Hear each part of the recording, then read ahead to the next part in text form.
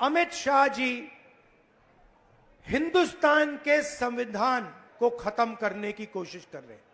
जो हिंदुस्तान की नींव है उससे वो खिलवाड़ कर रहे हैं। इसीलिए पूरा देश एक साथ खड़ा हो गया। दूसरी बात, 2014 में हिंदुस्तान की राजनीति में एक बदलाव आया। पहली बार हमने देखा कि प्रधानमंत्री खुलकर हिंसा और नफरत की राजनीति कर रहे थे। और यह हिंदुस्तान की संस्कृति और हिंदुस्तान के धर्मों के खिलाफ है।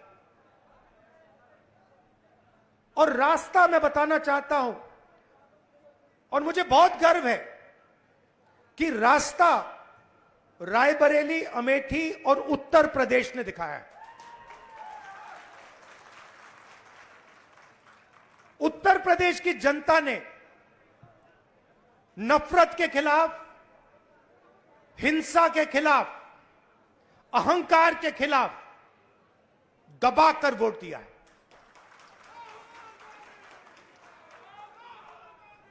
दो 2014 में राजनीति एक और तरह बदली।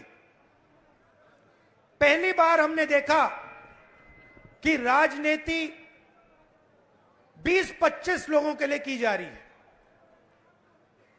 जनता के बीच में नफरत फैलाते हैं और फिर पूरा का पूरा फायदा 2-3 अरबपतियों को पकड़ा देते हैं। तो वोट किसान ने दिया, मजदूर ने दिया, बेरोजगार युवा ने दिया, माताओं बहनों ने दिया, सबने मिलकर इस राजनीति के खिलाफ वोट दिया है। अब हमारे ऊपर एक बहुत बड़ी जिम्मेदारी पड़ती है। सबसे पहले कांग्रेस पार्टी के नेता,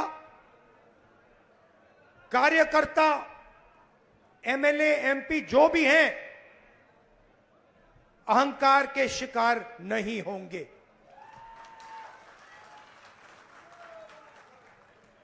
दूसरी बात, आप सोचिए, हमारा पारिवारिक रिश्ता है।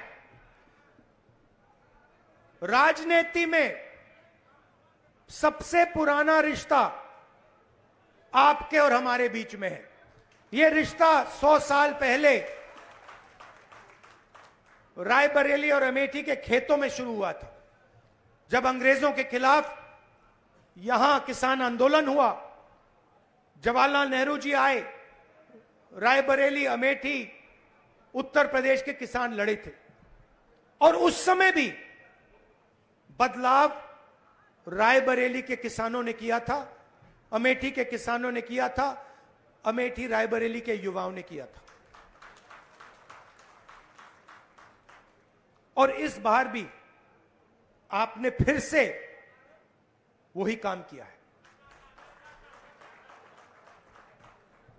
किशोरी शर्मा जी को अमेठी में, मुझे यहां रायबरेली में, उत्तर प्रदेश में इंडिया गठबंधन और कांग्रेस पार्टी के सांसदों को आप लोगों ने जिताया है।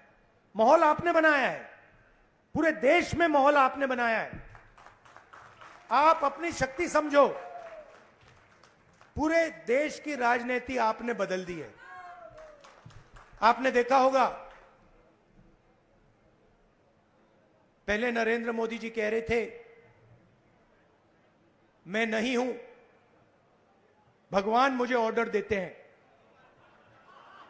मैं काम नहीं करता, भगवान मुझे ऑर्डर देते हैं, मैं करता हूं। पता नहीं कैसे भगवान है उनके, 24 घंटा अदानी जी और अंबानी जी की मदद करवाते हैं। मगर आपने फोटो देखी होगी कि नरेंद्र मोदी जी संविधान को ऐसे पकड़े थे, यूं कर रहे थे ना, देखा आपने? यह आपका काम था, यह आपने करवाया है। देश के प्रधानमंत्री को आपने मैसेज भेजा है कि संविधान को आपने छुआ तो देखो हम आपके साथ क्या करते हैं।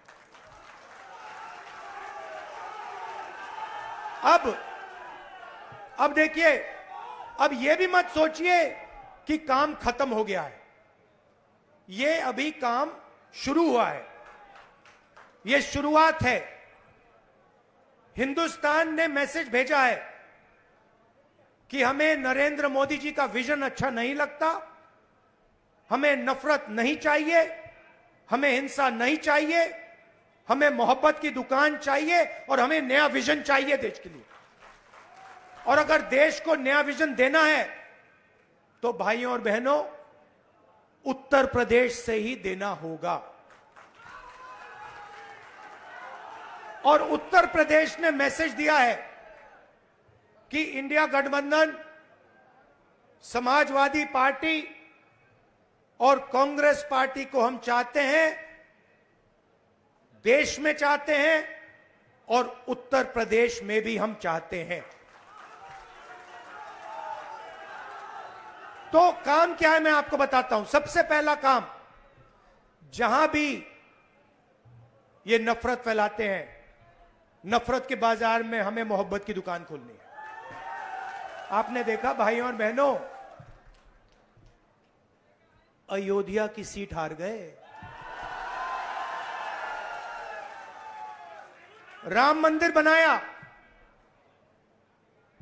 उसमें इनॉग्रेशन में एक गरीब व्यक्ति आपने नहीं देखा होगा, एक किसान नहीं था, एक मजदूर नहीं था, एक पिछड़ा नहीं था, एक दलित नहीं, आदिवासी राष्ट्रपति से कहते हैं तुम यहां नहीं आ सकती।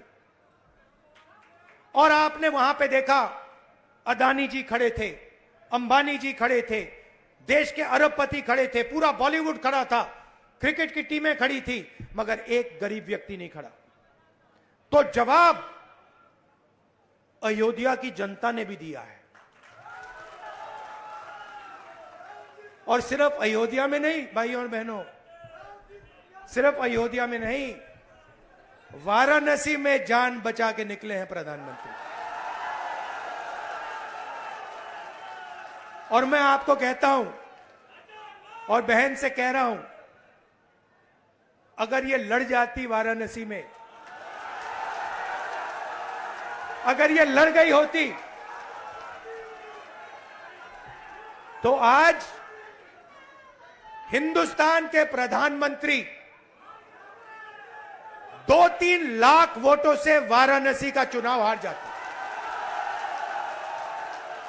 मैं ये बात अहंकार से नहीं कह रहा हूं, मैं ये इसलिए कह रहा हूं क्योंकि हिंदुस्तान के प्रधानमंत्री को हिंदुस्तान की जनता ने मैसेज दिया है, ये आपकी जो राजनीति है हमें अच्छी नहीं लगी, हम इसके खिलाफ हैं, हम नफरत के खिलाफ हैं, हम हिंसा के खिलाफ हैं, हम मोहब्बत का देश चाहते हैं, हम प्रगति चाहते हैं, हम बेरोजगारी के खिलाफ हैं। आपने 10 साल इस देश में बेरोजगारी फैलाई, नफरत फैलाई, हिंसा फैलाई और हिंदुस्तान की जनता ने हिंदुस्तान के प्रधानमंत्री को जवाब दिया है।